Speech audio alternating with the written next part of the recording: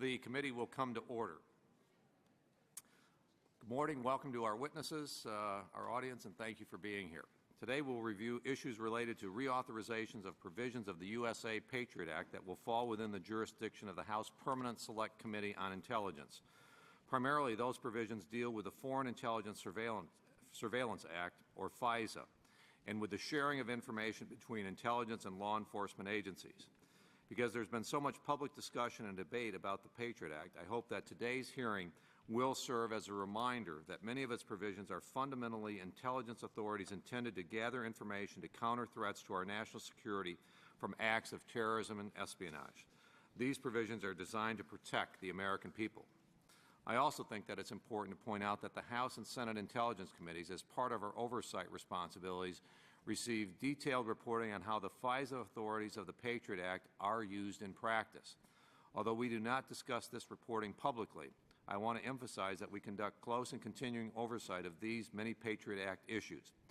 I also want to state for the public record that during our committee's closed sessions, there has been strong bipartisan support for renewing at least parts of the Patriot Act. And we'll find out for exactly what parts and for the totality as we go through this process today and over the coming weeks. In fact, we particularly appreciated the opportunity to discuss these issues in depth with Director Mueller as part of the Federal Bureau of Investigation's annual budget hearing. Today's hearing is intended to discuss what the specific provisions of the Patriot Act are and what they are not. The Act provides enhanced but carefully tailored authorities to support intelligence and terrorism investigations, usually targeted against foreign powers and agents of foreign powers. The Patriot Act also definitively breaks down the wall between intelligence and law enforcement agencies to allow them to share information free of artificial stovepipes that reduce the nation's ability to thwart acts of terrorism.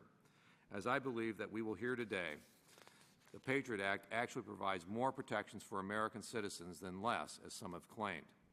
What the Patriot Act is not, either intent or practice, is a license for the government to invade the privacy of ordinary citizens or to violate civil liberties. The Department of Justice Inspector General reported earlier this year that it had received 1,943 allegations of abuse of the Patriot Act. None of those complaints were found to have even alleged misconduct by Justice Department employees relating to use of any provision in the Patriot Act, and only 12 of those allegations warranted further investigations for civil liberties issues unrelated to the Patriot Act. We will have two panels of witnesses today for the hearing. Our witnesses will be discussing why the Patriot Act should be renewed and what, if any, modifications should be considered. For the first panel, we welcome the Deputy Attorney General of the United States, the Honorable Jim Comey. Good morning. The second panel includes outside experts, and I'll introduce them when they come forward. I'd like to thank all of you for being here, and I'd like to recognize our ranking member, Ms. Harman, for her opening statement. Thank you, Mr. Chairman, and welcome to our witnesses. I appreciate that Mr. Comey, who briefed our committee last week, is here again today. He will be leaving the Justice Department this summer after dedicated service to this country. Also want to thank the witnesses for the subsequent panel, Jim Dempsey, Tim Edgar, Richard Seaman, and Viet Din, for appearing today. It was very important to many of us that we have a second panel so that we could hear outside commentary on the how well the Patriot Act has worked, and I thank you, Mr. Chairman, for adding a second panel, something that did not happen when the Senate held hearings on the Patriot Act a couple of weeks ago. As you pointed out, Mr. Chairman, most of the committee's work on the Foreign Intelligence Surveillance Act, FISA, will necessarily be behind closed doors. But the Patriot Act is a public law. I'm hopeful that this public hearing can help foster a thoughtful public dialogue about how to give law enforcement and intelligence officers the powers they truly need to stop terrorists, but to do so without compromising our cherished civil liberties. The Patriot Act gave us many vital tools in the fight against terrorism. It modernized legal authorities that predated the age of cell phones and the Internet. I voted for the Patriot Act because we need stronger, more robust authorities against terrorists, since it is those terrorists who themselves use electronic communications to raise money and coordinate their operations to harm us. In other words, as I've often said, They're already digital. We need to go digital in the fight against them. But let's recall the context in which the Patriot Act was passed. The bill came to the floor just 7 weeks after September 11, 2001. We were bracing for more attacks. The Senate was closed because of the anthrax scare. We were at war in Afghanistan. Given that atmosphere, I think we did a decent job on the Patriot Act, and we inserted sunset clauses to many controversial provisions to enable us to reassess their effectiveness in 4 years. 4 years have now passed, and no one should have expected us at the time, 7 weeks after September 11, to strike the perfect balance, and we didn't. Now it is time to do better by clarifying our intent and fine-tuning the authorities. Let me offer 3 examples. First, Section 215, the so-called library provision, allows the Justice Department, with a court order, to obtain any records or, quote, tangible things under FISA. This has caused concern that the government would go on secret fishing expeditions for medical records, bookstore records, or library records, something which it has not done, but which the law, as currently crafted, might allow. Terrorists might use the Internet at a public library. Some undoubtedly have. So exempting library records totally could create a loophole that terrorists could exploit.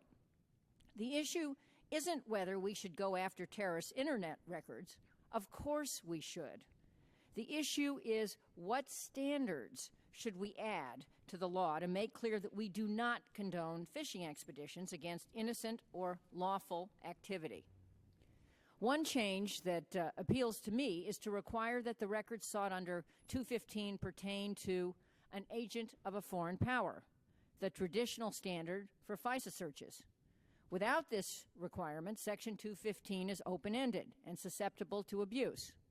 Requiring the agent of a foreign power standard would not compromise any investigations of terrorists who are already defined by law as agents of a foreign power.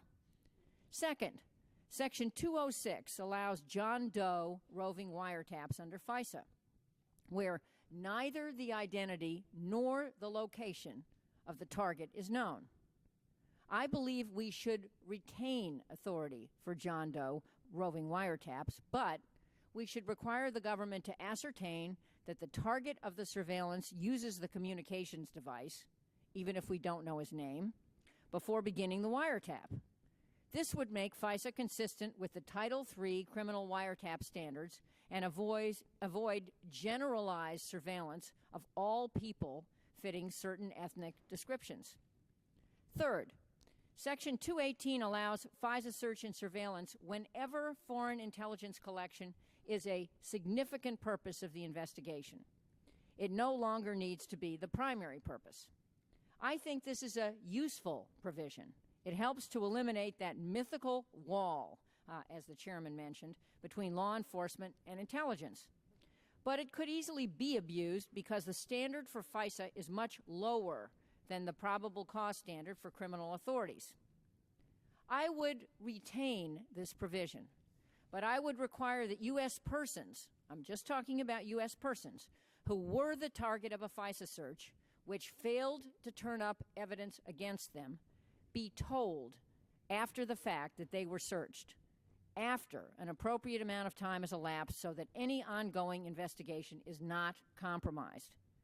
According to press reports, Brandon Mayfield, the Muslim American attorney in Oregon, who was wrongly arrested and imprisoned on suspicion that he was connected to the Madrid train bombings, was not told that the government conducted secret surveillance on him and his family, even though it's now clear that he, a U.S. person, is innocent.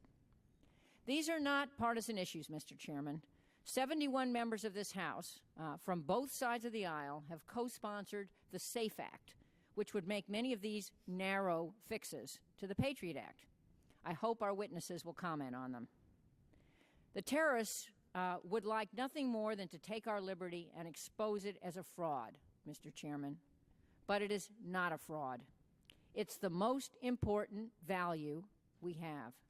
And I believe that in considering the Patriot Act, the most patriotic act we could, as members of Congress, do would be to keep the vital authorities to go after terrorists, but to ensure that we are also protecting the privacy and liberty of the American people. Thank you, Mr. Chairman. Thank you very much. Mr. Comey, welcome, and your entire statement will be submitted for the record, as it will for all the other witnesses. Feel free to go through as much of it or as little as you would like in your testimony. Mr. Comey, thank you. Thank you, Mr. Chairman. Ms. Harman, members of the committee, thank you first for inviting me here today. Thank you for caring so passionately about these issues and for offering an opportunity for a robust discussion of the details of the Patriot Act and what they mean and why they matter. Everyone should question government power. Our country was founded, as the students in this room I hope know, by people who had a real problem with government power and worried about government power, divided our power, restricted our power, provided for checks and balances of government power. People should question government power. They should demand the details about how government is using its power.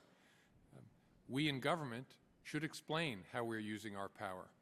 If we can't explain ourselves and how we're using our tools in an open forum or, if appropriate, in a classified form, if we can't explain, we shouldn't be using those tools. We shouldn't have those tools.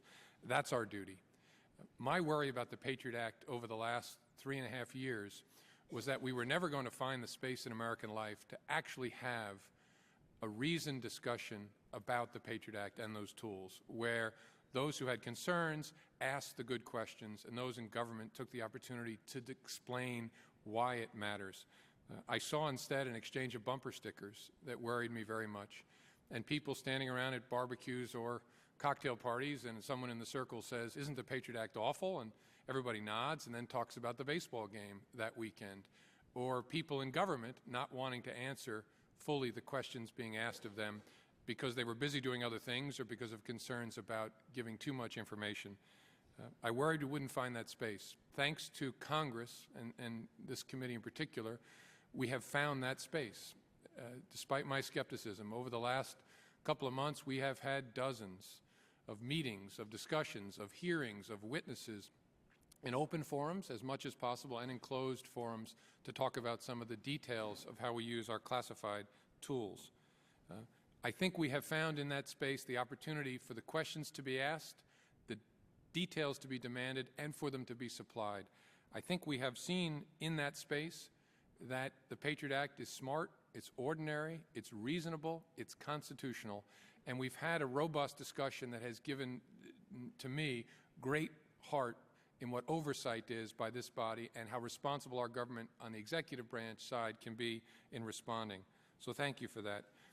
We have somehow found the space to talk about things like delayed notice search warrants, so-called sneak and peek search warrants, something that I, as a career federal prosecutor and assistant U.S. attorney in New York, then in Virginia, then U.S. attorney in New York, and now deputy attorney general, a term with which I'm unfamiliar, sneak and peek. It's not a term that we in law enforcement use.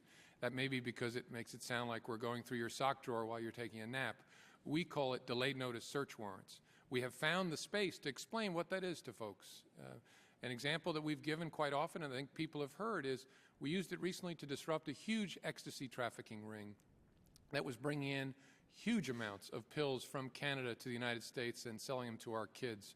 We were on the verge of locking up about 170 of these characters for drug trafficking, and we learned that a big load was coming across the Canadian border into upstate New York, and we had a difficult choice to make, whether to seize the drugs and alert the 170 that we were onto them, or let these drugs walk to the kids of the United States. We've explained in the last couple of months that we didn't have to make that choice because we had delayed notice search warrants in the Patriot Act, in black letter law, something that had existed for decades before then. And we used that provision, went to a federal judge and got permission, based on a showing of probable cause, to seize those drugs and not tell the drug dealer that we had taken them. So the DEA did just that when this drug courier stopped to get a bite to eat. They stole his car. Didn't steal it, they took it pursuant to a search warrant and sprinkled broken glass in the parking lot so that he thought it was stolen. And we found in a false gas tank some 30,000 tablets of ecstasy. And we didn't tell him for about 3 weeks, when we locked him and the other 170 up and made an enormous impact on the ecstasy market in the United States, dropping the bottom out of the price and supply of ecstasy. That's a delayed notice search. I worried that people would never understand that. I think folks now do and understand why it matters so much to us. We in the executive branch believe the bottom line on the Patriot is, as I said, the Patriot Act. It's smart, it's ordinary, it's constitutional, it makes sense, and it's chock full of oversight. My life has involved federal judges. Federal judges are all through the Patriot Act, in the FISA process, in delayed notice search warrants, in just about everything we want to do involving the Patriot Act involves judicial oversight and also congressional oversight.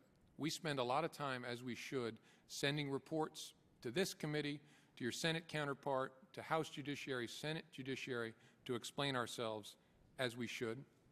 And we spend a lot of time answering to our Inspector General, who was given a mandate by Section 1001 of the Patriot Act to scrub us on a regular basis and to answer, respond to, investigate all complaints about the Patriot Act that he receives. The Patriot Act should be renewed. Oversight should continue. The questions should continue to be asked. We should continue to explain ourselves. But these tools are too smart, too important to our national security not to have them renewed. And I look forward to discussing why they matter so much to us with this committee. Thank you, Mr. Chairman. Thank you very much. Mr. LaHood. Thank you.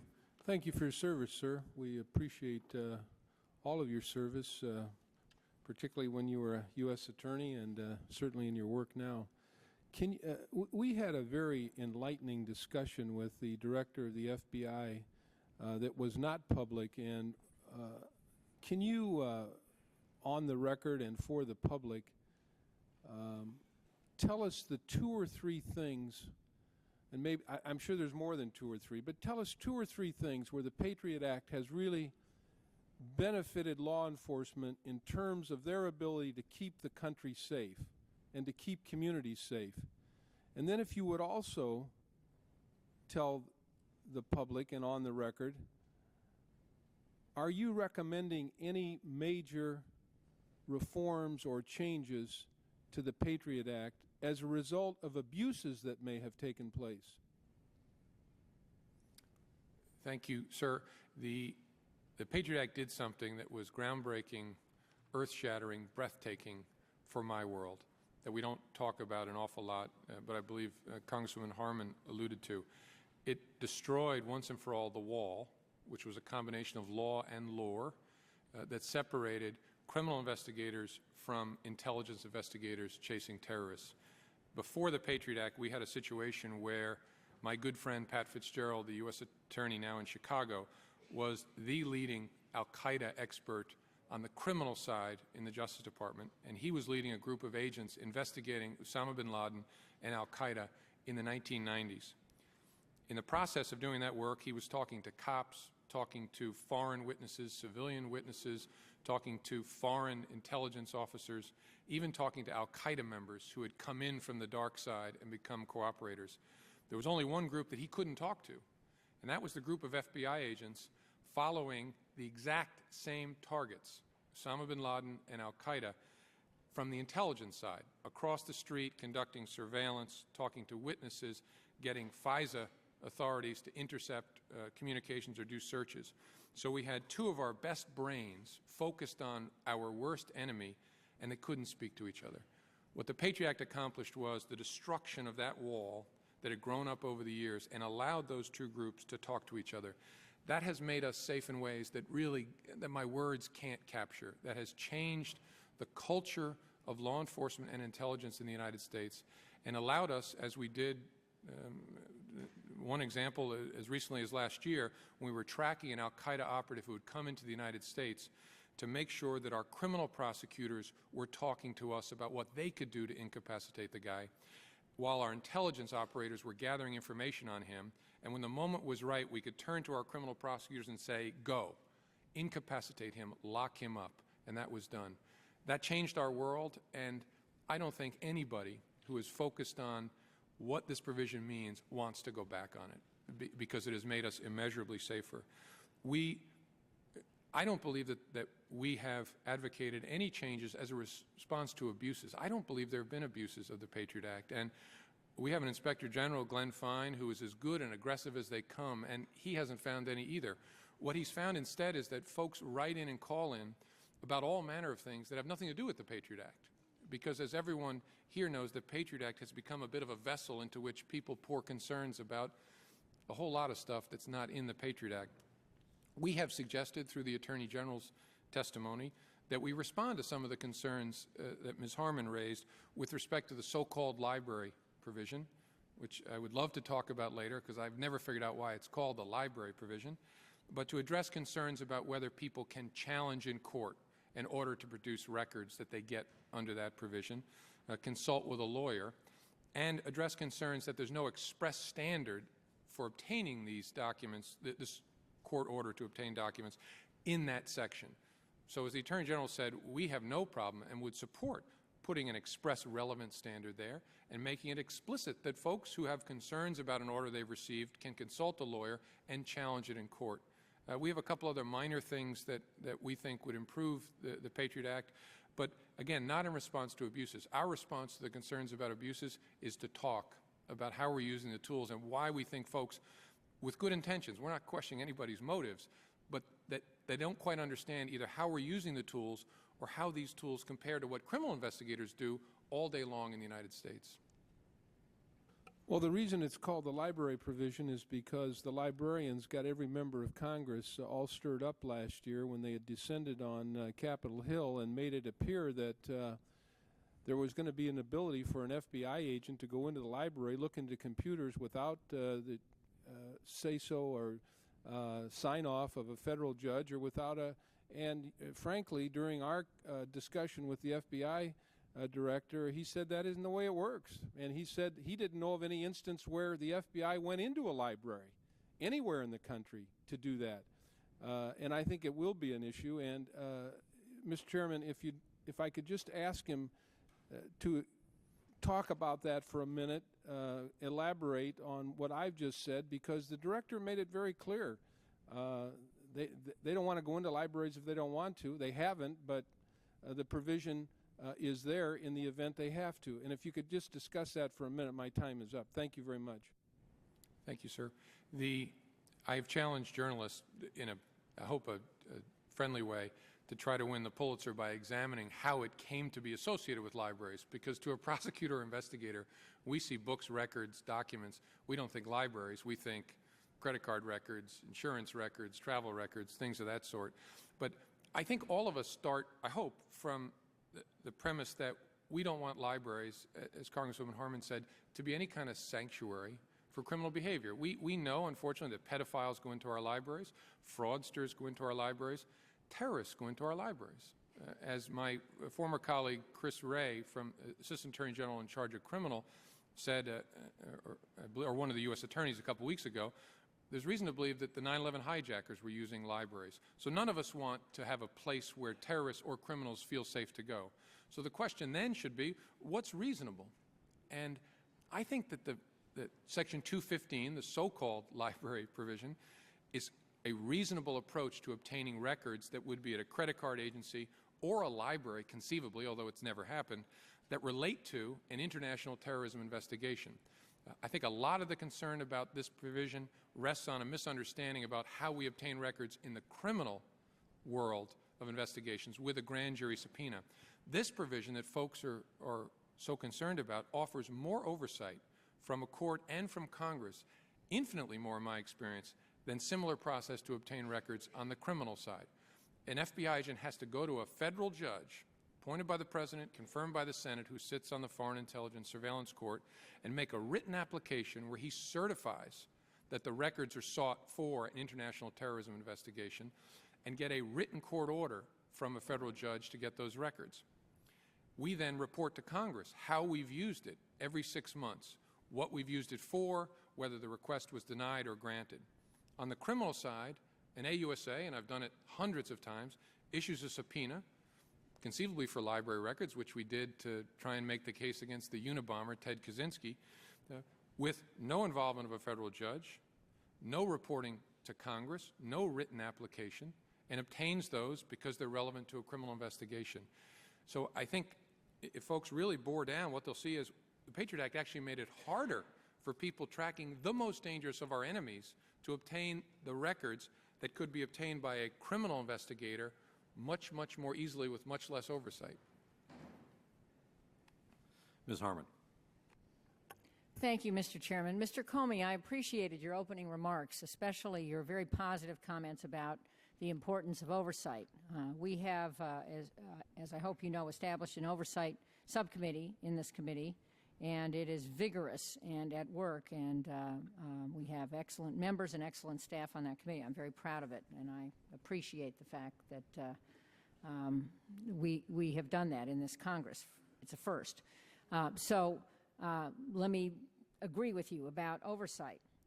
Let me also applaud you for some of the things you just said about Section 215. As you know, in my opening comments, I pointed out that you need a court order to use Section 215. I pointed out that, according to the Justice Department, it has not been used to search library records. I also said that if we would repeal 215 totally, we would create a loophole which the terrorists could exploit. So I do understand that terrorists and other bad guys can go to libraries and use internet sites. But I said, and I think I just heard you say, that some reasonable additional limits on it to make clear to the public that we will not use it for fishing expeditions might be a good idea. You just mentioned two, and I would like you to perhaps explain them in more detail. I have the curse or the blessing to be a lawyer, so I was listening up. You said there will be an express relevance standard, and you also said that there would be some clarity on the notion that someone subject to a 215 search could consult a lawyer. So my question is, I suggested a relevance standard, which is that the target is an agent of a foreign power. You suggested a different one, I think, which is that the search relates to an international terrorist investigation. Could you explain where you're going with this? And the second deal is on consulting with a lawyer. Could you give us some clarity on what this means? Does the lawyer have to have a security clearance? How could a lawyer challenge the search? Through the FISA court only, through the federal courts? What would be the process here? And I would just point out that the person we're talking about is not the terrorist. We're talking about the person who controls the records, the librarian or the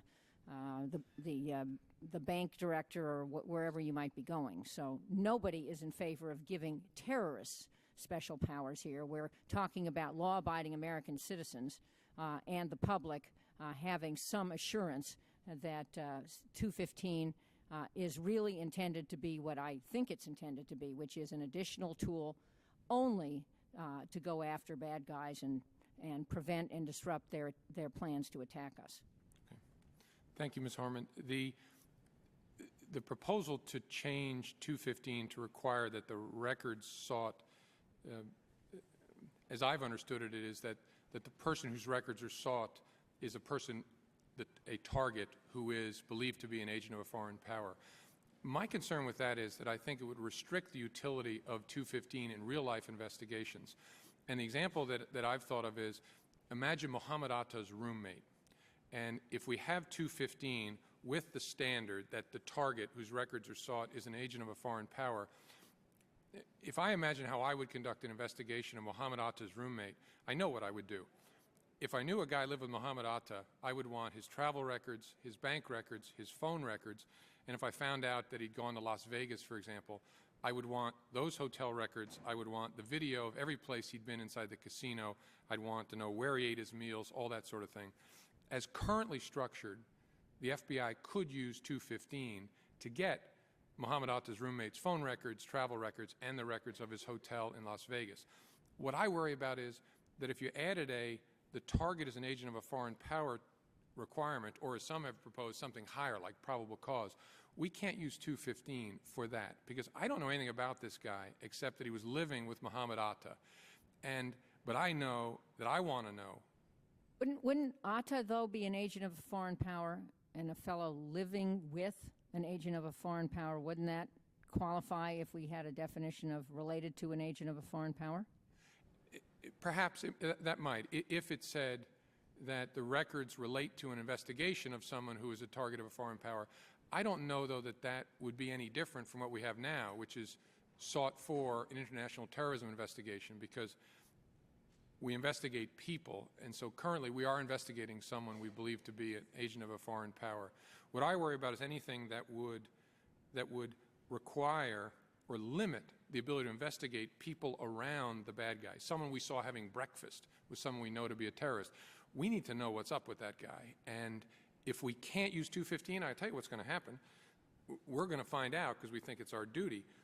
Agents will try and find a way to go to criminal process and get a grand jury subpoena, which, as I've said to folks out of government who've questioned 215, the effect of that, ironically, would be to drive the FBI from a world that involves judicial oversight and congressional oversight into the grand jury world, which has none of that.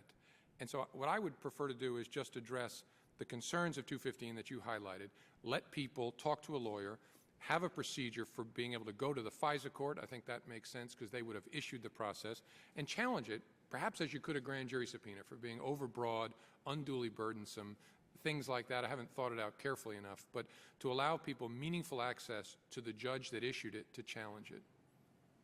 Well, my time has expired, Mr. Chairman. I just want to comment on the response. I think we're moving in the right direction. Certainly the challenge piece, when it is fleshed out, will be very positive progress. On the express relevance standard, those are your words, Mr. Comey. I think we need to work on this a little bit more. Sought for is a very vague term. I think something that would be tighter and cover the circle you just described. Mohammed Atta and his contacts, of course, should be covered under the provision. But what we need to do, in my view, is add the right words to give clarity to the intent, which is that this is not a fishing expedition provision. This is a tightly worded provision requiring a court order, including the ability to challenge, that enables us to use modern tools to find the bad guys who are using digital means to evade us. Thank you, Mr. Chairman. I have not been cursed with becoming a lawyer. And I know I don't. I'm glad you admitted it.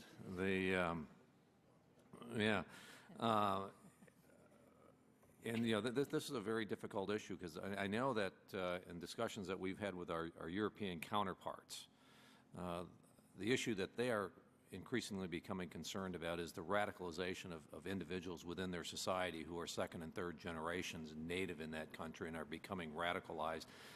And the example that they've used in the Netherlands is the individual who murdered Van Gogh, or is alleged to have murdered Van Gogh. And also individuals or groups that may have threatened a number of their members of parliament, which is requiring 24-hour surveillance and protection. So, and I think it'd be hard under certain circumstances to define that individual or those individuals who maybe share some of the same objectives as terrorists, but as identifying them as agents of foreign powers. So, we look forward to working through this process with you. Ms. Davis. Thank you, Mr. Chairman. I'm not a lawyer, and I know one of the biggest issues that I've heard from my district has been on the so-called library section that we've been discussing, and I guess I just want to make sure I understand it. From what I heard from you, with the Patriot Act, you can go in and you go before the judge and get permission to go in and check the records. There's also congressional oversight every 6 months. But if I heard you right, you have this authority in a criminal investigation, right? And you don't have to go before a judge, and you don't have congressional oversight. So explain to me why there's a concern. I mean, I guess I'm having trouble understanding what freedoms have we had taken away by the library clause in the Patriot Act that already weren't taken away if we were in a criminal investigation. I mean, I guess I'm confused on that. And thank you. I share the confusion, and I think it's just a question of folks not understanding what goes on hundreds of times a day in our criminal process. Federal grand jury subpoenas issue by an assistant U.S. attorney acting on behalf of the grand jury issuing them. They're issued on a relevance standard. They don't require approval by a judge. They don't obviously require, in fact, Rule 6, grand jury secrecy prohibits disclosure in the form of oversight. What 215 did was give intelligence investigators and counterterrorism investigators the ability to do something similar to get documents, but made it harder. As you pointed out, you had to go to a judge, you had to make a written application. The one thing that 215 offered that folks often focus on is every court order carries with it a prohibition on disclosure. So a credit card company that gets a 215 order for documents issued by the FISA court in connection with an intelligence or international terrorism investigation can't tell anyone that they received it. Can't tell the target, for example.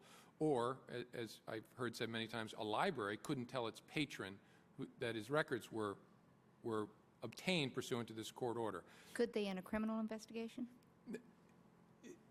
Maybe. Thousands of times a month, we issue grand jury subpoenas to financial institutions to investigate fraud, to investigate all manner of things. All of those carry with them a statutory ban on disclosure. So if a bank receives a federal grand jury subpoena in a bank fraud investigation, they can't tell anyone that they got it. That surprises a lot of people, but it's been the law for over a decade. And the reason I explain it to people is so they see this is a part of the American way of investigating. There are good reasons for it, so that innocent people don't get smeared, and so the bad guys don't get away. In the counterintelligence and counterterrorism arena, it's hard to imagine higher stakes in terms of the bad guys getting away, or frankly concerns about smearing people. What I have said to librarians who've asked me about this, I've said, look, you care about civil liberties, obviously you do, and that's why you're asking these good questions. If you do, then you wouldn't want the FBI telling anyone who they're investigating or why. You wouldn't want them walking into the library saying, we're checking out Jim Comey, we got an anonymous letter that he's a terrorist. You keep that to yourself, but we've got a court order to get these records. You wouldn't want us doing that. So by definition, you won't have the information about the investigation. So why is it you should make the call about whether to tip off the target? What people, I hope will take some comfort in is if we add the opportunity to challenge in court, to go to a judge and say this is wrong, that will give them some comfort that they're not forever having their mouths sealed. But secrecy in investigations is critical in the criminal context. It's as critical in the intelligence context and counterterrorism. We get many, many emails and calls where neighbors or spurned lovers identify people as would-be terrorists. We have to check those out. I mean, that's our job. But if we check them out in a way we're sort of rumbling around like a big elephant and tell the whole world that the FBI is conducting an investigation of Jim Comey, I think if people tease that out, they don't want that to happen. So I think if people understand how we do criminal investigations, they will see that this provision, the so-called library provision, carries with it more oversight than anybody gets on the criminal side. And you're talking about adding the challenge to the library provision. Is that challenge available in the criminal investigation? Yes, someone who receives a federal grand jury subpoena can challenge it as overly broad, unduly burdensome, and that happens from time to time. And so what we would do, I think the idea the Attorney General was talking about was taking that sort of ability to move to quash, as the lawyers call it, and sticking that in the 215 provision. Thank you, Mr. Comey. Thank you, Mr. Chairman. Ms. Eshoo. Good morning, everyone. First of all, Mr. Chairman, thank you for holding this public hearing. So many of our meetings are not public by necessity, but I think that this goes a long way to informing, to educating the American people who with legitimacy have raised questions. I think all of our constituents have raised some kind of question, or many, as may be the case, about the Patriot Act. So thank you for holding this hearing. I think it's, again, very important, and I think that it will go a long way with the American public. Thank you for being here, and thank you for your public service. I'd like to raise a broad issue that has been attached to the Patriot Act, but I think many, many Americans have found really disturbing. After September 11th, the government rounded up illegal immigrants and put hundreds with no ties to terrorism behind bars for months, often in deplorable conditions. The Justice Department's own Inspector General found that the government made little attempt to distinguish people with ties to terrorism from those without. In conducting this roundup, the administration gave itself far more power than the Patriot Act does.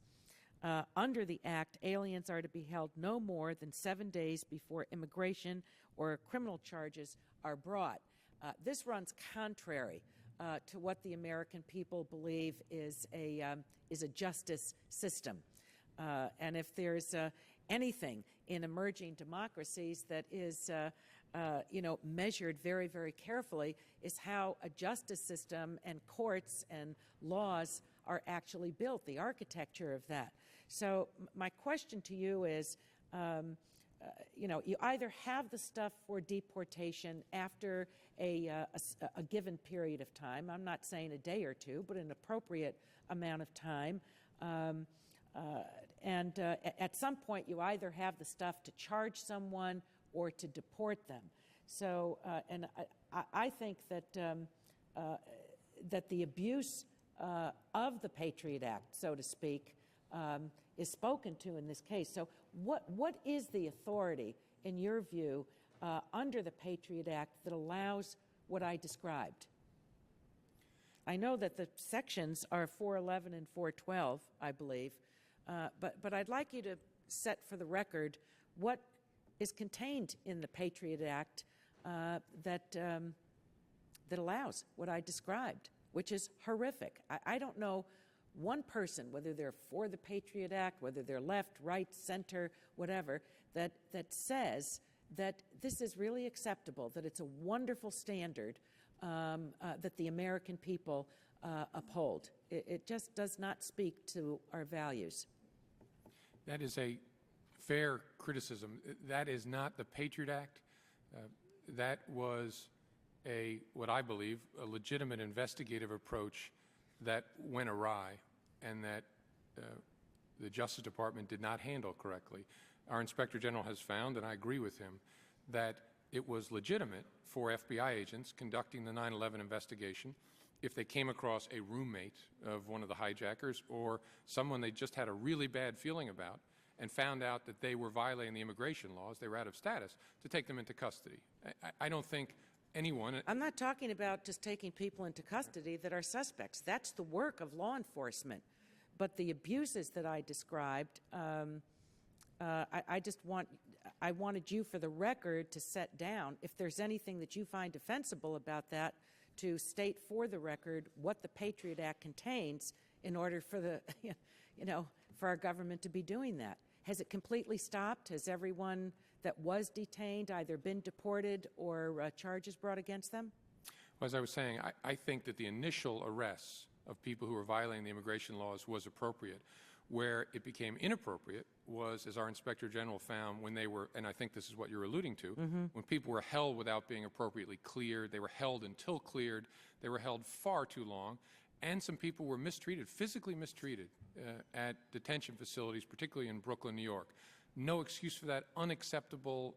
Your sentiments are exactly mine. Not what the American people want done. The first step, I think the American people want done. The rest is totally... Is there anything in the Patriot Act that needs to be repaired, in your view, so that that abuse doesn't take place? No.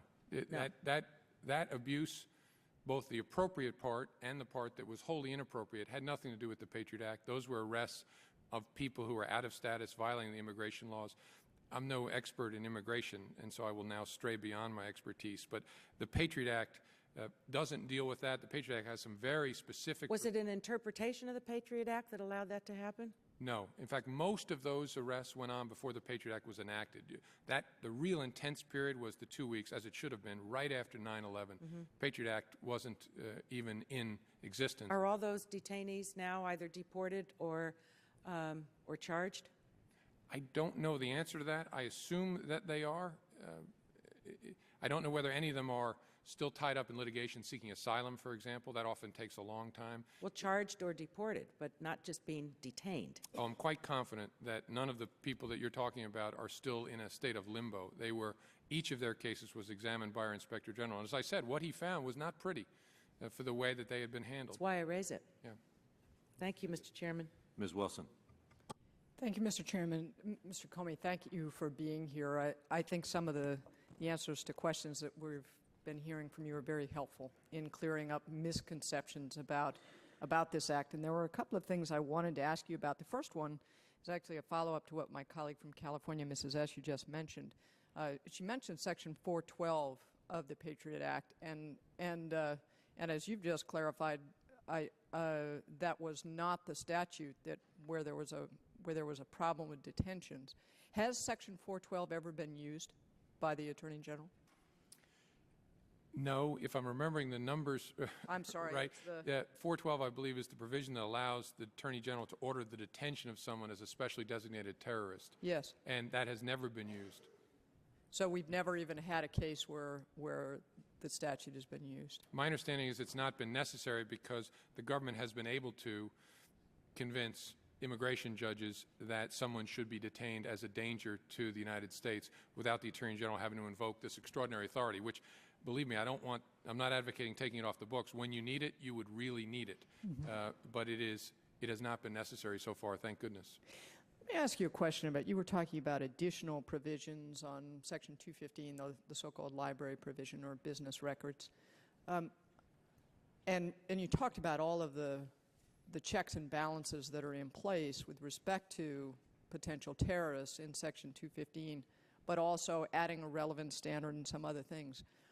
Why would we want to give more protection to potential terrorists than we give to members of the mob under criminal statute? Why do we want to tighten this up? I don't understand that. Well, I don't know that we want to offer them more protection. I hope I'm not coming out for more protection for them than for people in the mob. But I think we have always understood Section 215 to have a relevant standard in it. I mean, we don't want the authority to seek things that aren't relevant. I mean, we hope we're not spending the tax dollars that way. So we don't think that changes the way we approach it. What we think it does is offers folks comfort that that is the standard. To the extent they're worried that we're out there doing things with... So it's just for reassurance to people because of all the misconception? Is that... I think that's a fair way to say it, and to make it consistent, as we've always understood it to be, with our practice in seeking documents under grand jury subpoena authority. The ability to challenge the receipt of a 215 order, I don't know that I see that as offering more protection for terrorist bad guys or spies. I think it offers legitimate businesses who are receiving these the opportunity, if for some reason they think it's overbroad or unduly burdensome, to come to court to raise that concern. I don't think that will have any effect on our ability to do our jobs.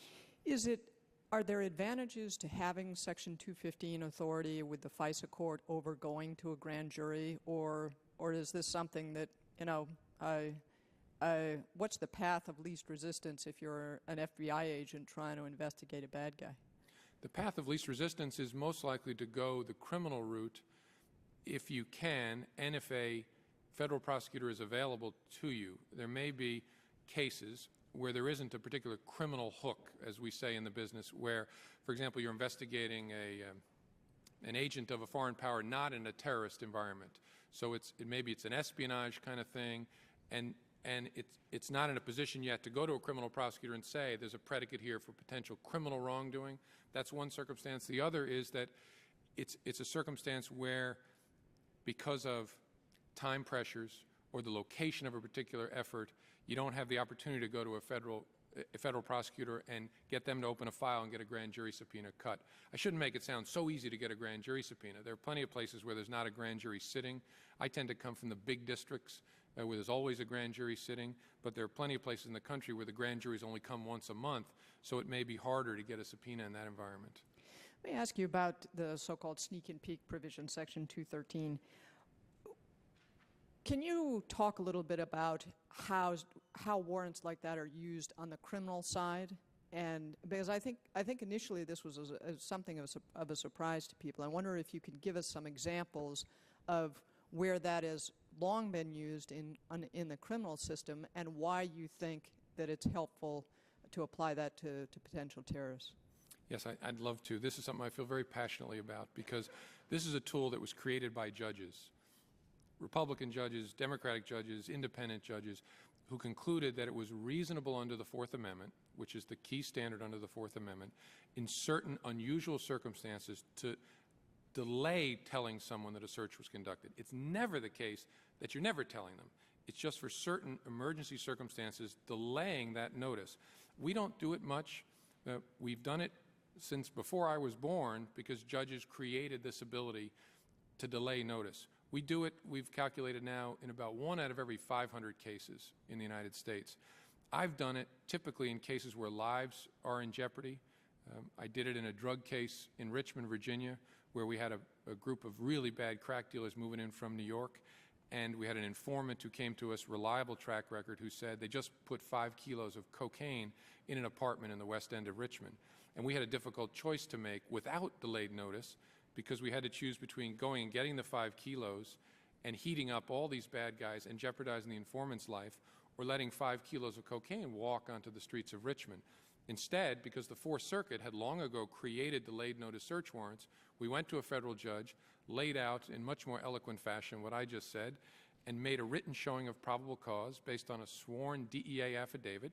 The judge then gave us permission, written order, to conduct the search in that apartment for the drugs and to make it look like a burglary. So the DEA went there.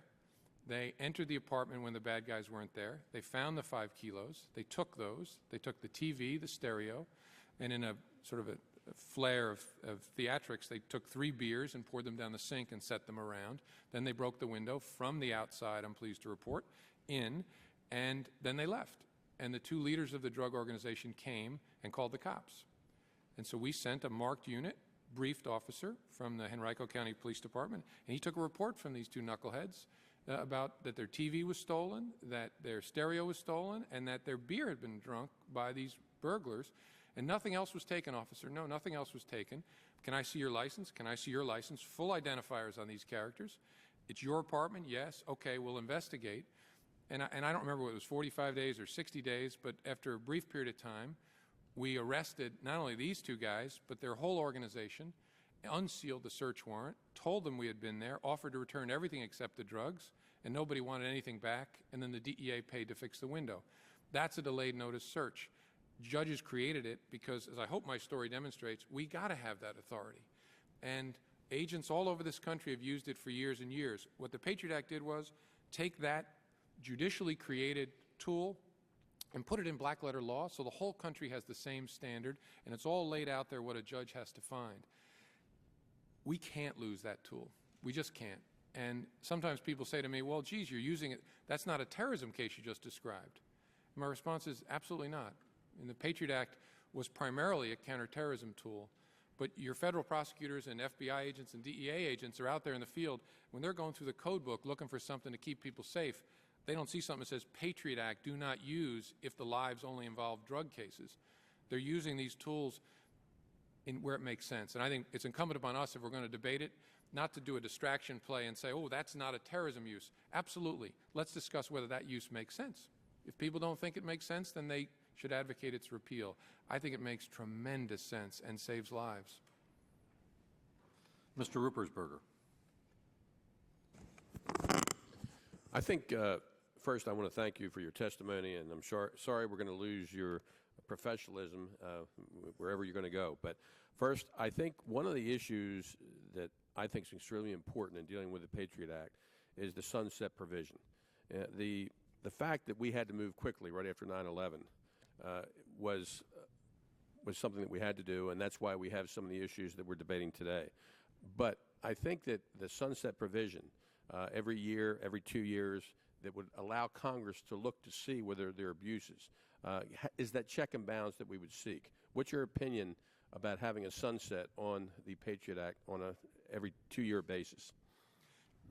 My concern about it, Congressman, is that I think that if we have vigorous oversight, if we continue to report every 6 months, if we're hauled up here and grilled and explain in a classified setting, unclassified setting, what are you guys doing and how is it working, I don't think we need sunsets if we have that. My concern about additional sunsets is, I mentioned 218, which changed my world by allowing criminal and intelligence to communicate. If we put a sort of a timer on that, a kitchen timer on it, it's going to expire. that will impede the cultural change that I see going on now. Same with some of these other tools. If agents and prosecutors don't think these things are permanent, they're going to hesitate to embrace, especially some of the cultural changes that we see. I mean, I'm not saying it's an unreasonable thing to say. I just don't think it's necessary, and I don't think it's any substitute for the kind of oversight that this committee does. I think all committees in Congress should have that kind of oversight. Find out what we're doing, ask those questions, but I worry that we will chill the use of some of these tools if we say to FBI agents, look, you can use them, but that might go away in 2 years, and you might get your rear end. But isn't this a mechanism to seek the balance? There's no question that we need to protect our national security and our citizens, and that we need to be aggressive and give the tools. But it's the balance that we're talking about. And I want to point out, because I think it's important that we look at examples now. The Justice Department Inspector General, I believe, has received 7,000 complaints of civil rights violations by federal officials, but only one investigation pertains to the FBI's use of the Patriot Act. Is that correct? Yes. That's astonishing to me, that would be only one. Now, of the complaints received from October 2001 to December 2004, the Inspector General said nearly 4,000 did not warrant investigation, and that more than 2,000 complaints were against agencies outside the Justice Department, and fewer than 1,000 fell within the Justice Department's jurisdiction, but were mostly managerial. Now, that of all the issues, there was only one complaint that had a basis to proceed. Could you explain that? And my understanding is that, before I get to what I think the one case is, I think that's a function of... And I'm going to get to that case, Brandon Mayfield. Okay. Then I'll wait. I'll just say, generally, I think that demonstrates what I hope people are realizing through the kind of discussion we're having here. The Patriot Act has become this vessel into which people pour concerns about things unrelated to it. The Patriot Act is a bunch of fairly small stuff, upgrading for the digital age, giving tools that we could use on drug dealers who switch cell phones to people chasing spies and terrorists, a whole bunch of stuff like that. A couple of huge things like, well, one in particular, the breaking down of the wall. But it is very smart, very ordinary, and I'm so glad that he's reporting and following up so people see that there may be lots of concerns out there in the country, but they're misplaced if they're focused on this piece of legislation. Okay, well, let's get to Brandon Mayfield. Now, the Muslim American community are very concerned about the Patriot Act. I've met with numerous groups, and they feel that because of the radical Wahhabism that we all have to be concerned about, that they are put in the same category, and which is not the case. So there are Muslim Americans. In fact, I think it's important for us, this is a diversion from where we are, that Muslim Americans become more aggressive and send the word out that Islam is not about blowing people up. I think that's extremely important. But in the Brendan Mayfield situation, this was a Muslim American, from an attorney from Oregon, and he was wrongly arrested as the facts have determined. He was not told that the government had surveilled he or his family. Now, I'm interested to know what happened and what went wrong in that case so that we can evaluate what went wrong, to see whether we do need to tweak this Patriot Act to make sure that we balance the civil liberties versus giving the tools to the investigators and the prosecutors and the FBI. Could you please explain that case?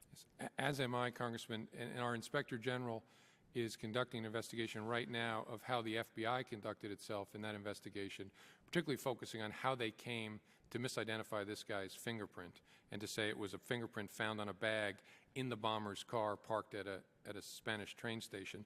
And then separately, we're also looking at how our prosecutors conducted themselves. But I'm more interested in how they conducted themselves in their reliance on the Patriot Act, so that we can make sure that we try to protect from those abuses. And sometimes we can't protect abuses if we're trying to stop a terrorist attack. So we understand that also. And I feel, I'm never one to jump the gun on any investigation, but I feel quite confident that this had nothing to do with the Patriot Act. I know this case pretty well and don't know of any authorities from the Patriot Act that were used in this investigation. I think in the sense that the Patriot Act was the most current definition of the standards to be used in a FISA search, for example, that it could be said that the Patriot Act was used, but in no meaningful sense. I think at the end of the day, this is going to be moved from the column, you know, it's now 1 in 7,000. I think it's going to be 0 in 7,001 on the ledger of our Inspector General. I don't think There may have been screw-ups there, but I don't think they were Patriot Act-related screw-ups. One other thing, relevancy standard, and I'm glad you said that that's important to have a standard. Now, they're all issues, and was a former prosecutor, so I understand the jargon and the theories we deal with. We have probable cause. We have guilty beyond a reasonable doubt to a moral certainty. We have a lot of issues. How would you define relevant standard as it relates to what you would be willing to recommend as a tweak in the Patriot Act? How would I define relevance? Relevant standard. Yeah. What would the definition of relevant standards be, so that the FBI and all those involved would know what that means versus the probable cause versus relevant standard issue? I think that what we envision is having 215 say that the court must find that the records sought are relevant to an international terrorism investigation. I think in the world of prosecutors and agents and cops, relevance sort of defines itself, which is why I'm stalling while I try and think of how to define relevance. But I think it would be... Would it be a basis to proceed? A meaningful, logical connection between the records sought and the subject of the investigation. To guard against the... But how would that compare to probable cause, then? Probable cause is, based on the facts and circumstances, the facts and circumstances are such that would lead a person of ordinary prudence to believing that certain facts are true. I think that's higher than relevance. Probable cause, as you know, being a prosecutor, is the standard on which we take Fourth Amendment action. We search, we arrest, we charge people. We start at relevance and work to see if there's probable cause. And so it would go relevance, probable cause, beyond a reasonable doubt. Well, clear and convincing would be the next, then beyond a reasonable doubt. My concern is if you peg the standard for the initial investigation at probable cause, we'll never get started. We'll never be able to look at Muhammad Atta's roommate or the guy who had breakfast with a terrorist because we don't have probable cause to believe he's engaged in terrorism activity. We got a bad feeling, and we believe it's responsible to investigate, and the investigation would be relevant to the international terrorism case. But PC, as we say, probable cause would be way... And I'm not saying we should use it. I'm just... Gentleman's time has expired. Thank you, Mr. Chairman. The standard issue. All right. Thank you. Mr. McHugh. Thank you, Mr. Chairman. Mr. Comey, first of all, thank you for your service. Best of luck to you in your future endeavors. We're saddened by your departure, but wish you all the best. Thank you, sir. A few of my colleagues have said they're blessed or cursed by either the lack of or the presence of a law degree in education. I don't know where that leaves me. I dropped out of law school after 10 days, so I guess I'm in limbo. But just point of clarification on what Mrs. Wilson in your conversation pointed toward. All other things, as I believe I heard your response, all other things being equal, you have a grand jury available, federal prosecution resources are in line, you would probably try to pursue under the criminal provisions rather than the Patriot Act. Did I understand that correctly? I think that's the practical reality. If for no other reason than the Patriot Act made it hard for investigators of international terrorism to use its provisions. Okay. I just wanted to make sure that that was what you were saying. I thought it was pretty clear, but it bared repeating, I think. When you came and were gracious enough to meet with us in closed session, you and I had a bit of a conversation about the criticisms levied against the Patriot Act in broad terms, but probably more so against Section 213 because it's being used for non-terrorism purposes. A couple of my colleagues have brought that up. And I think clearly there is a criminal application. You've attended to that. But let me put an idea out for your response, negatively or positively. What would you be concerned about, if anything, if there were an amendment to Section 213, which I don't believe is expiring? I don't believe 213 was sunsetted here, so we'd have to go in and reopen that provision, which may be problematic to you in and of itself. But if we were to go in and to add a provision, then in those cases where 213 is being utilized, so-called delayed notice, that on the criminal investigation utilization, there is a time period after 2 weeks, 3 weeks, whatever it may be, unless it's thereafter extended. Would that be a especially difficult provision to operate under? I don't believe it would be especially difficult, to be frank. I don't think it's necessary. the way, and I should have said this earlier, the way 213 works is it now vests with the federal judge the discretion to fix a period that's reasonable. The reason I like that is because the federal judge, whether he's in Southern Illinois or Los Angeles or Dallas, is closest to the facts and is able to make judgments about what's reasonable. We could put in there a provision, as some have suggested, that makes the prosecutor go back every 7 days and re-up. I just don't know why you would do that, and why you would want to sort of have a rote investment of resources when we already have judicial supervision that, and we've reported to Congress on what the average delay has been, what the minimum, what the maximum has been, but each one, again, is supervised by a federal judge who makes that call. It wouldn't be the end of the world, but we have such scarce resources, whatever people may think, on the FBI side and our federal prosecutors or other agents, that I don't know why we would impose that burden on them unless there was a reason, something was broken that we need to fix. Okay, I thank you for your observation. Let's switch over to 215.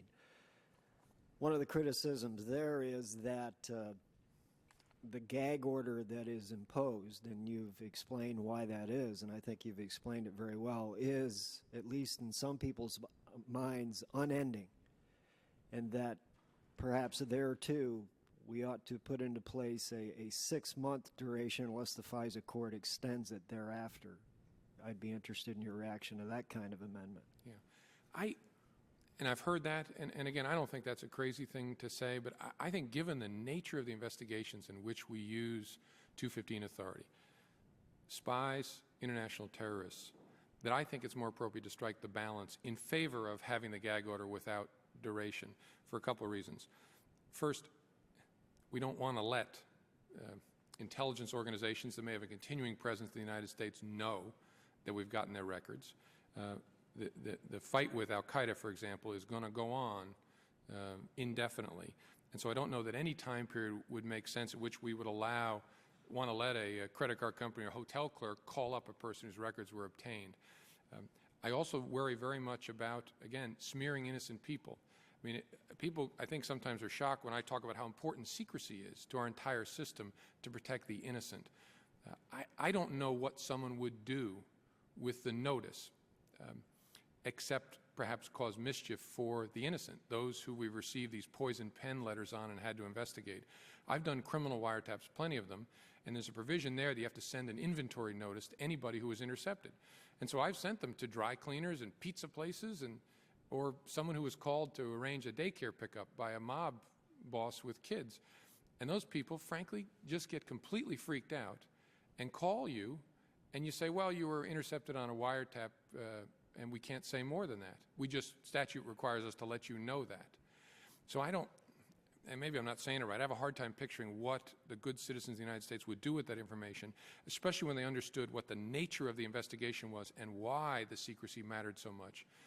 We have struck a balance on the criminal side, given the stakes there, in favor of notice in all circumstances at some point. Given the nature of the work on the intel international terrorism side, I think the Patriot Act strikes a reasonable balance. Thank you. Thank you, Mr. Chairman. My time's expired. Good. Thank you. Mr. Holt.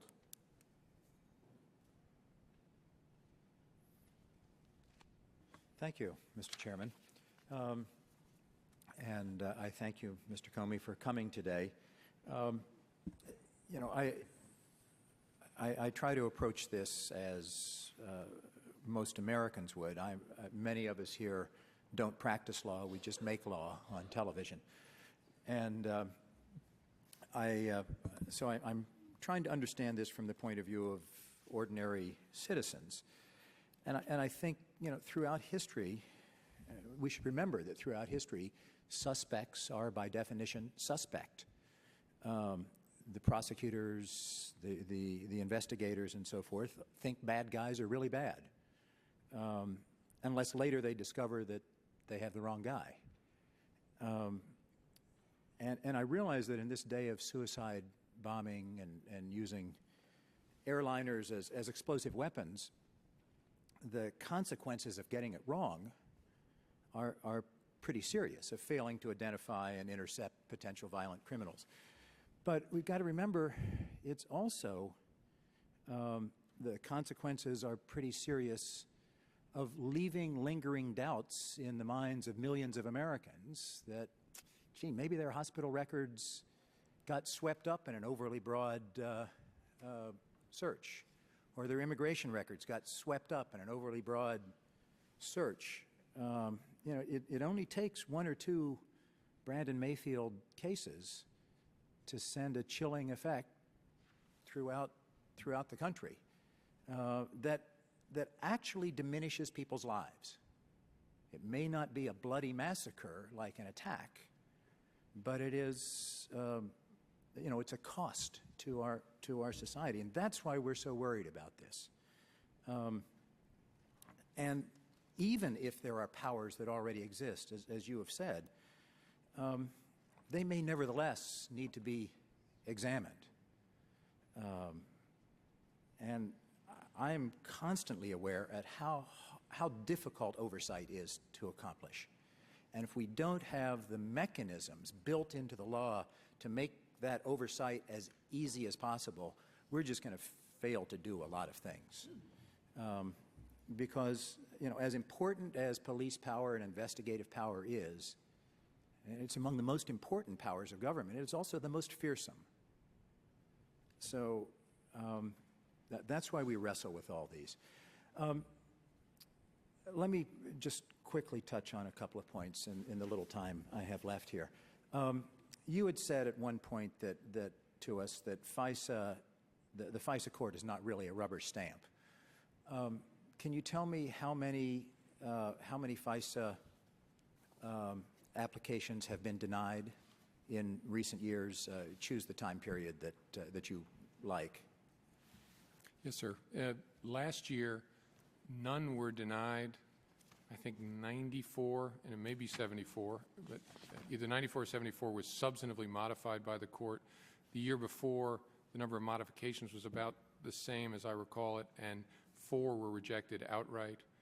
And so people say to me, we've never had one rejected, and my response to that is, that may seem strange from the outside until you understand the process that we go through before we ever approach the FISA court. It's got to come up, be scrubbed at many, many different levels, including the FBI director, me personally, or the Attorney General personally, before we go to the court. They are federal judges chosen by the Chief Justice of the United States without our input, and they were appointed by all manner of presidents, and they are as tough and independent as federal judges are. They put us through our paces.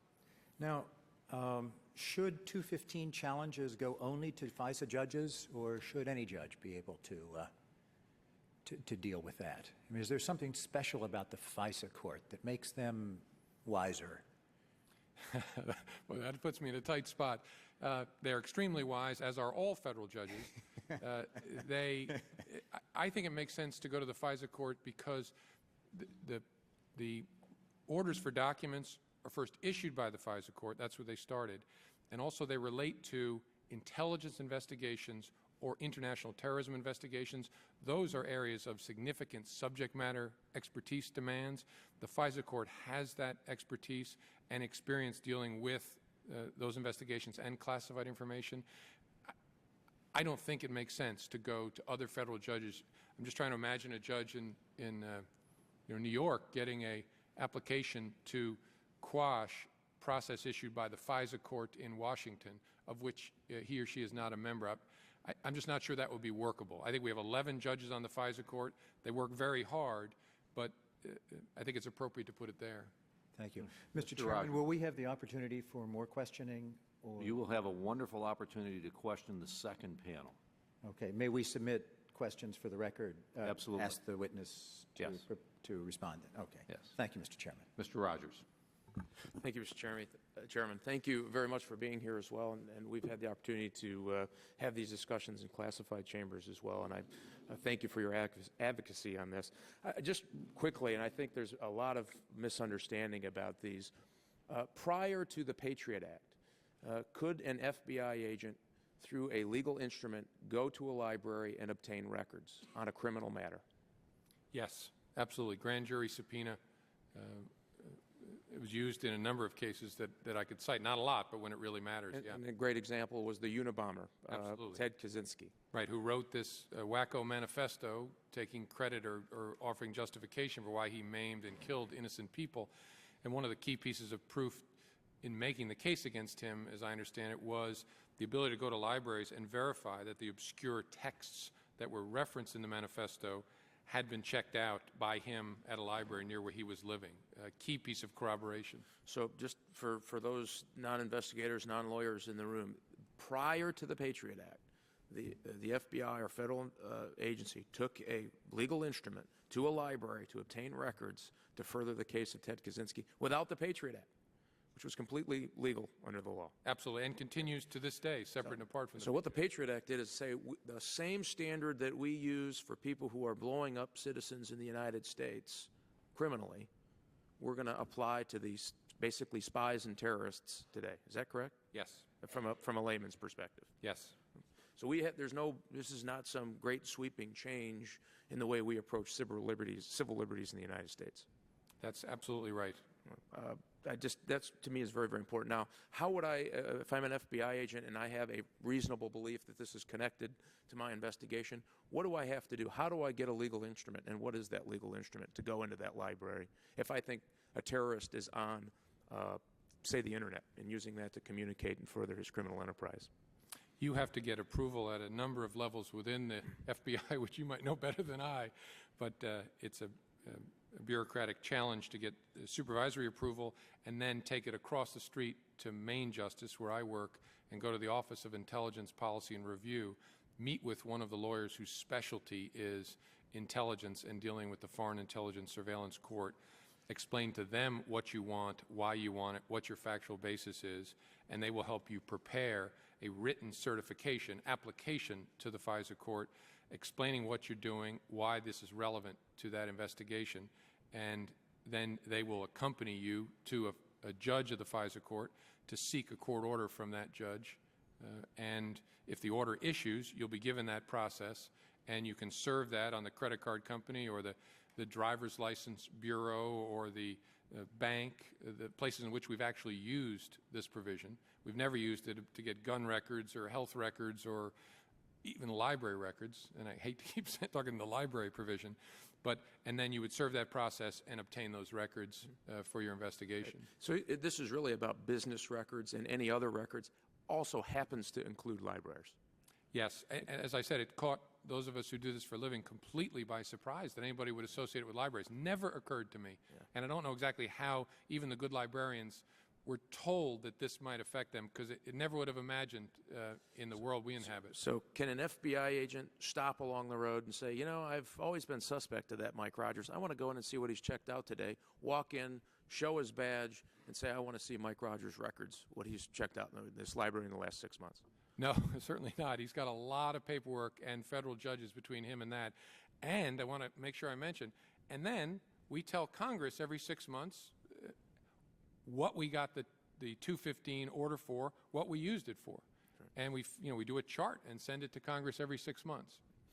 Secondly, can an investigator decide that I want to go and look in somebody's garage, house, bedroom, library, den, on my own, look around, and not tell anybody about it, and be in compliance with the law as it is under the Patriot Act today? Absolutely not. No agent of any sort conducting any sort of investigation may enter a dwelling, a garage, an apartment, a house without probable cause and the approval of a federal judge.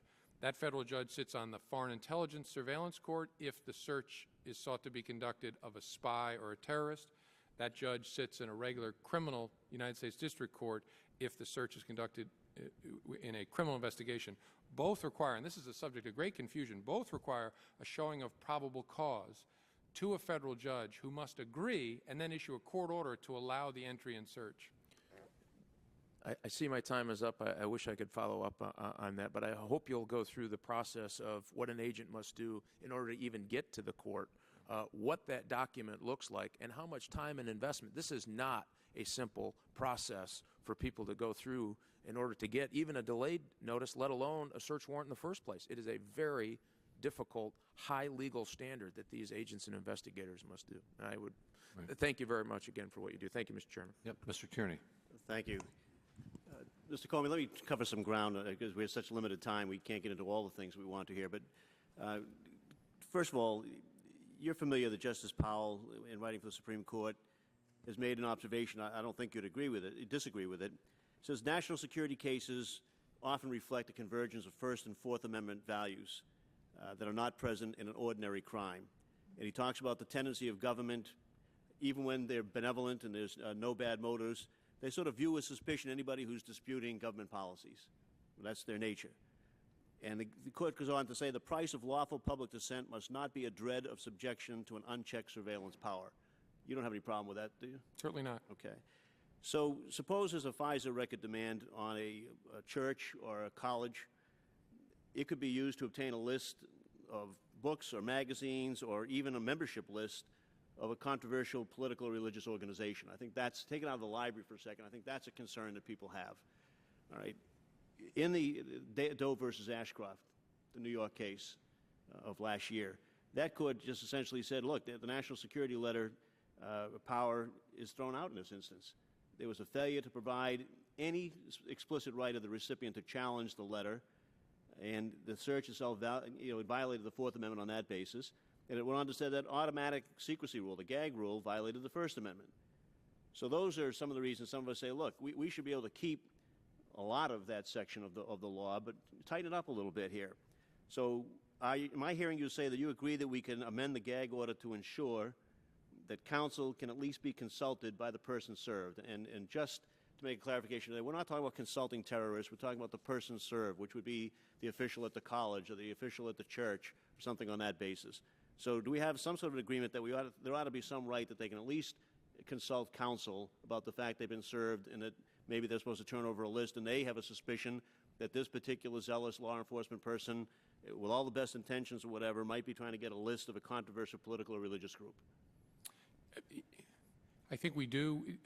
Congressman, I think you're talking about two different provisions, though, if I could...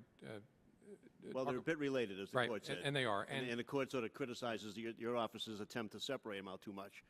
Well, 250, we could, in theory, obtain an order under 215 to obtain records from a university. And again, I said at the beginning, people should question government power for a lot of the reasons you said. And government, which is why we're going to tighten it up. Well, smart. Here's, though, where 215 is a little different from what you described.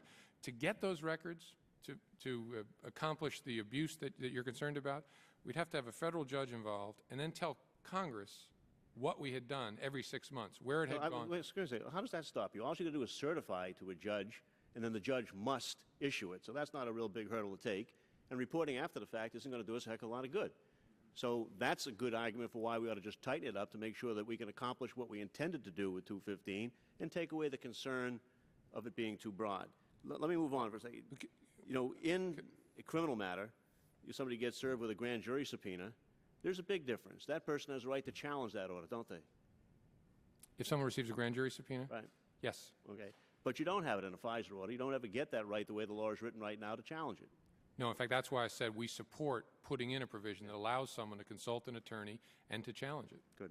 All right. And then the last part of this is, you know, just how broad are we going to let the basis for issuance be? Some of us feel the idea of just using the standard sought for a national security investigation is a little too broad. Did I hear you say that you have a problem with the phraseology, specific and articulable facts giving reason to believe the records obtained for national security service? You think that's too tight? I don't know, Congressman. My concern about specific and articulable facts is I try to figure out how that would affect a real investigation, and I always use Muhammad Atta's roommate, you know, a guy we don't know anything about except he lives there. Would I be able to check him out using 215 if I had to show, before I checked him out, specific and articulable facts to believe he's an agent of a foreign power? I don't think I'd be able to check the guy out, and I think everybody in the room would want me to check him out to get his bank records, his phone records. And so we prefer that we have an express relevance standard because that's the way in this country we investigate, on a standard of relevance. All right. So we have work to do on that. All right. Let me talk a little bit about roving wiretaps, the so-called John Doe roving wiretaps. Is there any feeling, a sense from your office, that that needs to be tightened up a little bit, that it's not enough to just have a broad physical description of somebody and then their ability to just tap any phone without designating what phone that might be? No, because we don't understand it, nor does the FISA court understand it, as best I can tell, to permit a broad physical description. We have to have a human being that we've described with sufficient particularity that the FISA court can conclude that person is an agent of a foreign power. That really doesn't allow us to broad brush anybody beyond an actual human being whose name we don't know. So what we have there is a disagreement on the interpretation of law. Some people don't read that to be that specific, and that's the concern. But you would have no problem with language that everybody could agree on that reaches the end that you said, that there's a particularity of identification. Yeah, if there's an ambiguity, like I said, we understand it to require that you don't know a guy's name, but there's a guy, and you can establish that there's probable cause to believe he's an agent of a foreign power. If there's some language that would simply enshrine that understanding, I don't know that I have a problem with it. All right. Because I think we'd all agree that there's a little bit of a concern from following some unknown, unspecified person around from phone to phone and just tapping it could subject God knows how many Americans just having their information overheard or listened or interrupted. Yeah, and we don't read the statute to allow that. We don't want that authority. We don't read it that way. I'm afraid my time is up. Yep, Mr. Thornberry. Thank you, Mr. Chairman. I guess I want to ask kind of a going out the door sort of question. I agree that most of the concern about the Patriot Act is based on misunderstanding. I think there may be an undercurrent of concern based on the fact that the same organization has domestic intelligence and law enforcement responsibilities. I mean, I assume that's kind of why this wall was erected to begin with.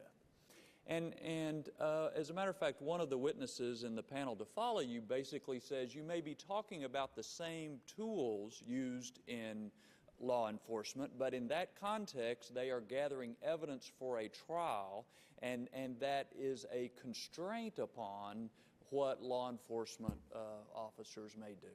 We heard arguments kind of coming from the other side that this culture of law enforcement restricts too much our gathering information about people who wish to harm a lot of folks. And so as a recent book by one of these wise circuit court judges talks about, we ought to have a separate entity that does domestic intelligence. And I'd be interested in your thoughts about that. What are the advantages and disadvantages of breaking out? And let me throw one more out there. The WMD Commission has basically said that the Justice Department needs to restructure itself in a way that kind of addresses some of these issues, both practical and civil libertarian. So I'd be interested in your thoughts. The WMD Commission's recommendations, which, as I understand them, don't advocate the creation of sort of an MI5, a separate organization, are important, and it's something we're studying right now. But I very much oppose the notion, which I think Judge Posner has advocated, of creating a separate MI5 for a number of reasons. I think one of the great strengths of the FBI is that it is infused with a culture of the Fourth Amendment, Fifth Amendment, Sixth Amendment. Its people grow up in that environment.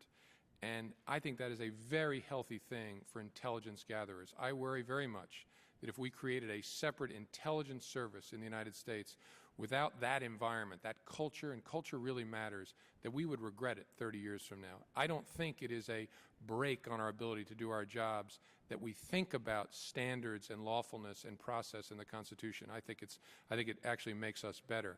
I also think that when you're chasing terrorists, the notion of separating the people in contact with the street cops, making the bank robbery arrests, investigating the fraud cases from the people conducting intelligence investigations makes no sense at all. Counterterrorism is criminal and intelligence, and they merge in ways that are difficult to anticipate, difficult to describe. And if you separate those two forces, you will create separate cultures.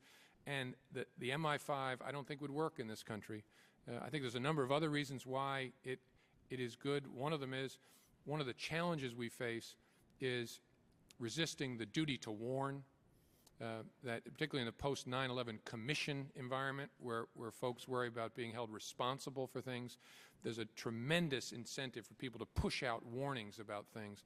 I think the FBI's connection, almost symbiotic connection with state and local enforcers and responders, acts as a natural break on that tendency.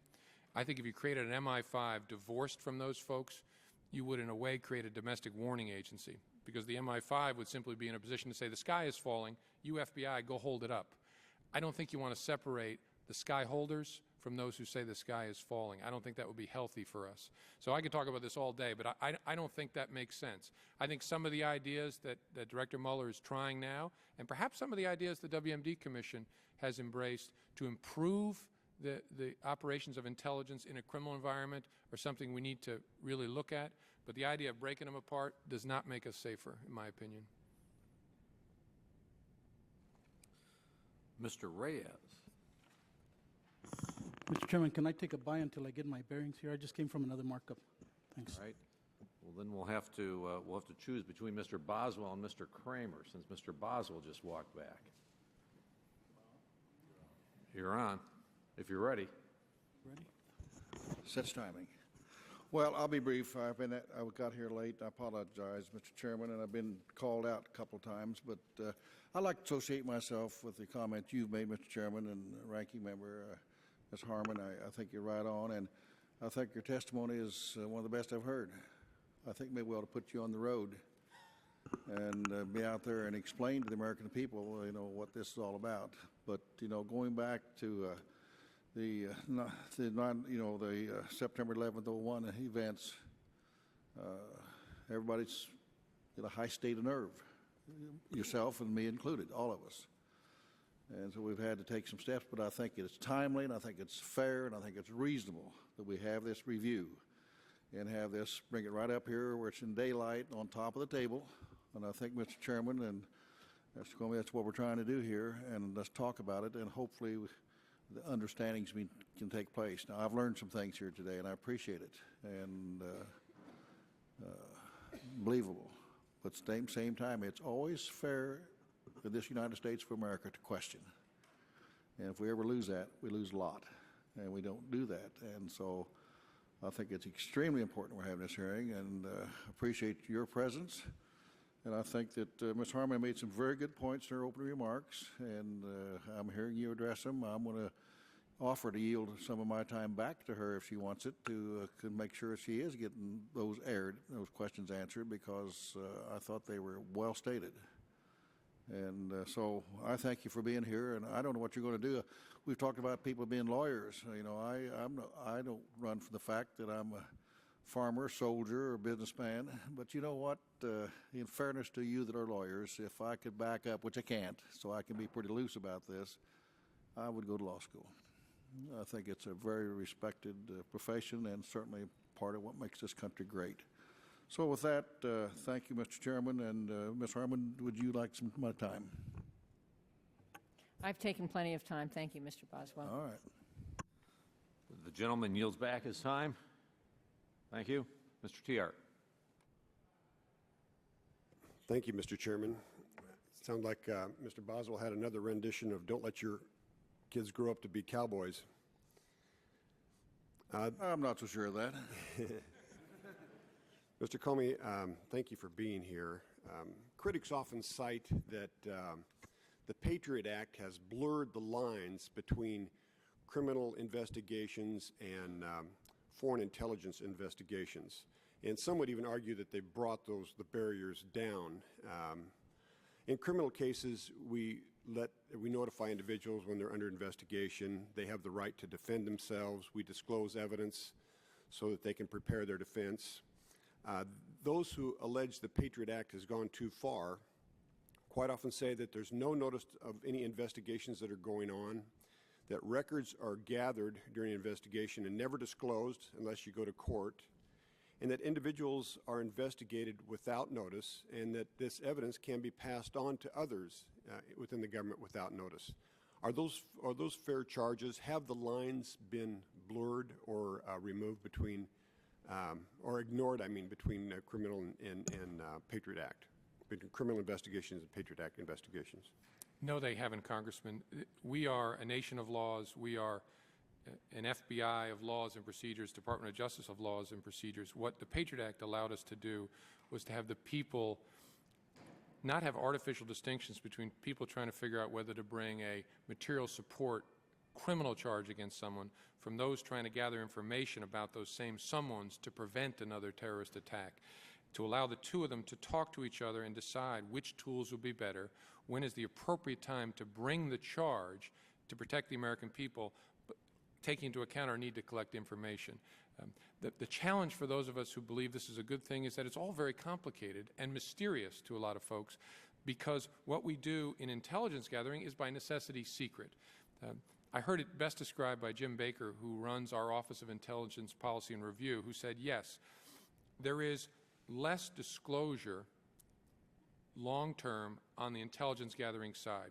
We err in favor of keeping things secret long-term, whereas on the criminal side, we err on the side of giving notice that an electronic surveillance was conducted. We bring things into court.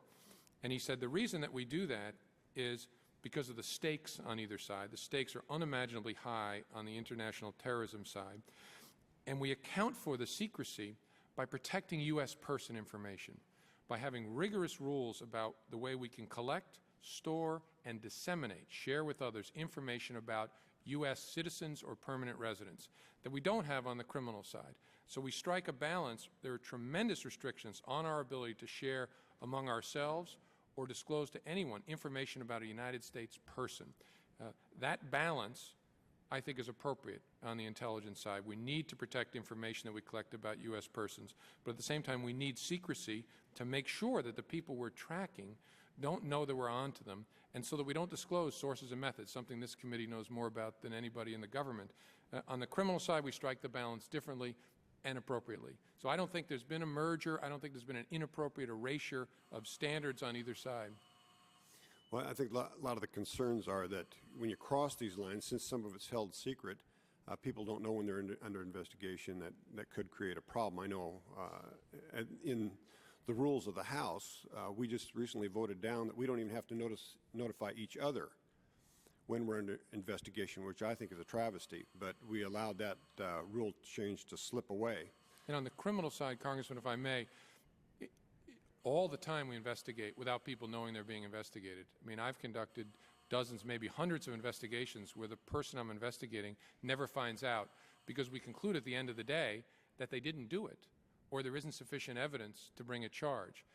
I think that's a good thing. That's one of the positive things about grand jury secrecy in particular. Innocent people should not be smeared. The guilty should not get away. That's why secrecy is important on the criminal side as well as on the intelligence side. There's also this concern that some sections of the Patriot Act are treated differently than others. Section 212, which authorizes disclosure of emails and stuff that's electronically passed, and Section 217, which allows real-time surveillance.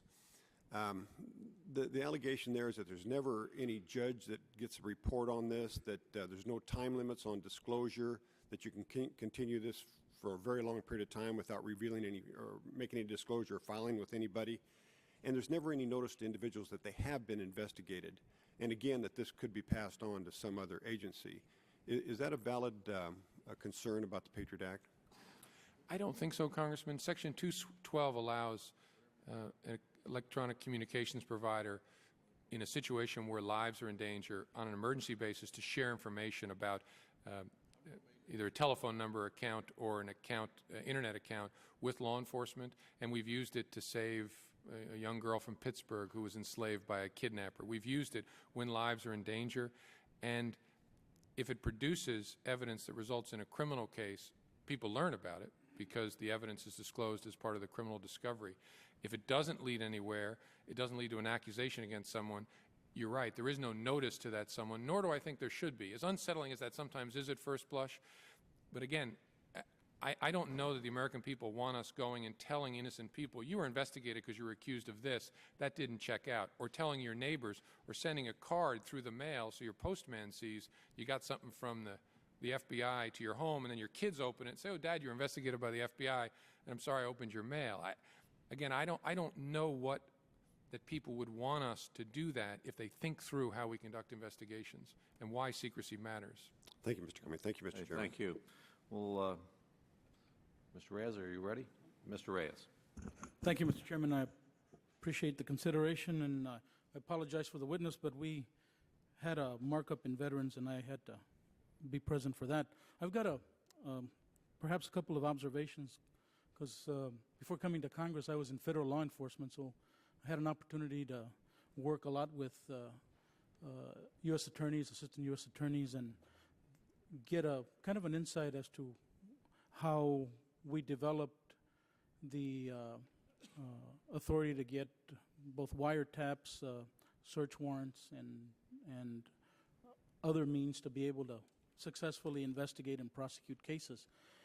There are a number of concerns with the Patriot Act, one of which you had addressed in your opening comments that I did hear, and that involved that individual where with drugs that they stole his car and were able to notify him subsequent to that.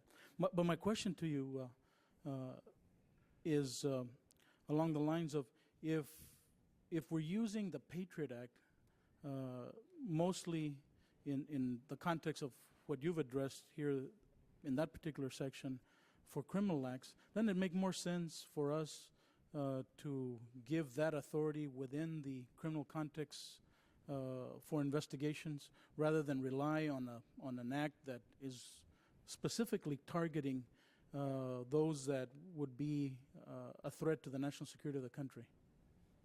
Congressman, I don't know that the Patriot Act, that anyone warranted that it was exclusively designed for counterterrorism. That's obviously its primary purpose, but as you know, it made changes to a whole bunch of statutes from sort of soup to nuts, some of which are very useful, those changes, in non-terrorism cases, some of which enshrine tools that we in federal law enforcement have used for a long time, delayed notice search warrants. My response when folks ask that question is, well, let's talk about the tool and see if it makes sense. If it doesn't make sense, then people should talk about changing it. If it makes sense, then I don't know what difference it makes that it was enacted as part of the Patriot Act package or not. Well, let me just tell you that the president of the American Library Association, a lady named Carol Bray Casiano, is the director of the El Paso Public Library. And in a number of conversations, the librarians in general are very much concerned about the ability of the federal government to come in, seize records, and their largest concern is that they can go on what is commonly referred to as a fishing expedition in terms of who's using the library. They would like, and have told me directly, they would like a tightening up so that there's a specific nexus to a particular case and a reason for a federal agent to be there to get their data, because they're very concerned that this would add yet another challenge to getting people to use the public library. So in that context, how do you respond to the concern that or maybe it's a perception, because we did have a closed hearing with the director of the FBI who was very clear in addressing that issue. But how do you address those concerns from people that are concerned about losing the tie to privacy that normally Americans depend on? That's been one of the most painful parts of the Patriot Act debate, or the follow-on to the Patriot Act, has been that librarians, who in my experience are really good people, and I'm not just sucking up to the First Lady, I mean, they are people who care about civil liberties, who care about kids and raising kids right, have gotten so upset about this. And I've tried, and the Attorney General met with, I believe, that lady and the American Library Association a week or so ago, so that we can try and explain, we should all agree that libraries shouldn't be a safe haven for pedophiles, for terrorists, for bad guys. Nobody wants that. So the question is, what is reasonable for law enforcement to be able to do in that environment? We think it's reasonable for law enforcement in an international terrorism investigation to be able to go to a federal judge and warrant that the records sought are relevant to that international terrorism investigation, and on that basis get legal process to obtain the records. We also think it's reasonable to put in the statute a provision that allows the librarian or the library to challenge if they think it's inappropriate that they receive this order. But we don't think it's reasonable for the protection of national security to make the bar so high that we create that safe haven that all of us worry about. We know bad guys use libraries. We know terrorists use libraries. Nobody wants them there. Everybody wants us there tracking those guys. So we should talk about what's reasonable for us to be able to do in that environment. Very good. Thank you, Mr. Chairman. Thank you. We will recess for, I think we've got one vote, so we'll recess for about 10 minutes, and we will be back.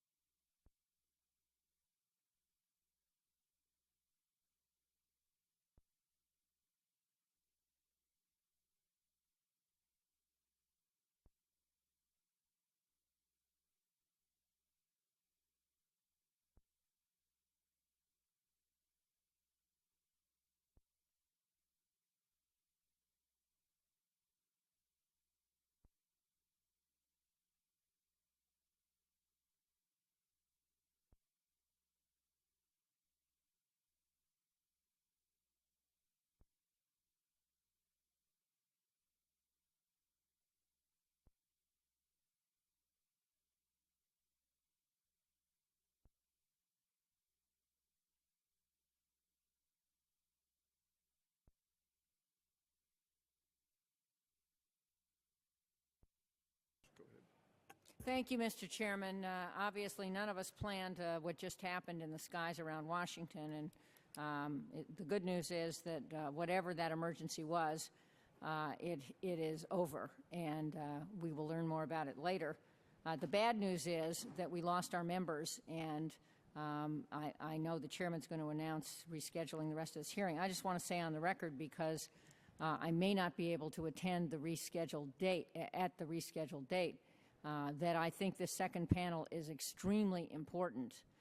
Unlike the other body, as we say around here, unlike the Senate, we are hearing from outside witnesses, and their range of views will be very useful to this committee as it thinks about how to clarify the intent of the provisions of the Patriot Act. I, for one, want to be heard that the Patriot Act is a valuable instrument, but that some fine-tuning is now necessary 4 years out. And I would think, based on the questions of our first witness, that the Justice Department is listening and is in general agreement. And now the question is, how do we craft refinements? And hopefully this panel next week will be able to think even more carefully about that, since they were all here and heard the testimony on the record with the first witness. So I do apologize to everyone for the inconvenience, and I yield back my time to the chairman. I thank the gentlelady, and I agree with the gentlelady from California. We're going to go off record. For the record, I would like to state I'd feel much more comfortable if those were Navy pilots up there instead of Air Force pilots protecting us. But for the record, we're going to try and reconvene this next Thursday. And because we can't get staff in and get the members in, we're going to adjourn this meeting for the record. And we want to thank you. I was looking forward to this hearing, and we will see you next time. We hope it fits within your schedule. And with that, this hearing is closed.